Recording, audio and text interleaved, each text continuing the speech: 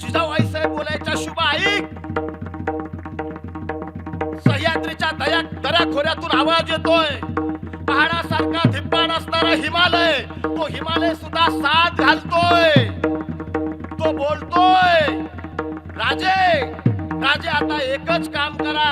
हे हिंदवी स्वराज्याची धुरा आता तुम्हाला घ्यायची. होत्या त्या अर्थ किंकाळ्या, कोणाच्या अर्थ किंकाळ्या होत्या? अरे ज्या महाराष्ट्रामध्ये भली पहाट वेदाच्या ध्वनीने सगळ्यांची पहाट मंगलमय होत होती, त्याच महाराष्ट्रामध्ये आज आवाज येत होता कोणाचा? गायींच्या हंबरण्याचा, माणसांचा सुद्धा कत्तलखाना त्या सुलतानशाहीच्या काळात चालला होता. त्याचा परिणाम असा झाला, अरे कोणी जगायचं, कोणी मरायचं, आणि जगलं तर किती जगायचं हे स्वतःला ठरवता येत नव्हतं. ठरवणारे होते ते फक्त सुलतान. अरे कमी प्रेत अशी होती जी भाग्यवान होती की त्या काळामध्ये त्यांना अग्निसंस्कार मिळत होता. सुलतानशाहीने त्यांची कत्तल उडवावी, आकाशात गिरट्या घालणाऱ्या गिधडांनी खाली यावं आणि त्या प्रेतांची लत्तर तोडावी, अशी अवस्था होती त्या काळामध्ये हिंदुस्थानामध्ये. हे पाहिलं होतं जिजामाता आऊसाहेब यांनी. त्याचा परिणाम काय झाला? जिजाबाई साहेब बोलतात, ऐक शिवबा, अरे काय दुर्दैव आहे. या हिंदुस्थानच्या लेकी बाळीठाई असलेलं सौंदर्य, या हिंदुस्थानच्या लेकी बाळीठाई असलेलं तारुण्य, हे त्यांना वरदान वाटत नव्हतं, तो त्यांना शाप वाटत होता.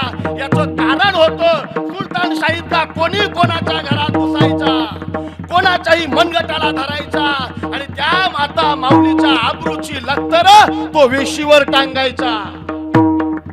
हे पाहिलं होतं राजमाता आऊसाहेबांनी, जिजाऊंनी. म्हणून जिजाऊ बोलतात, ऐक शिवा, एक लक्षात ठेव, शिंगणापूरचा महादेव, तुळजापूरची भवानी माता आणि जन्मदाता माता पिता यांच्याशिवाय जर कोणाला मुजरा करशील ना तर आम्ही समजू आमच्या पोटी दगड जन्माला आला, दगड. म्हणून मी एकच सांगते, हे मनगट कोणाही समोर मुजरा करण्याकरता नाही. या मनगटामध्ये प्रति विश्वामित्रासारखी सृष्टी निर्माण करायची ताकद तुला नियतीने दिली. करता आलं तर एकच कर शुभा, राज्य व्हावे ही श्रींची इच्छा. हे संस्कार होते जिजाऊ आई साहेबांचे.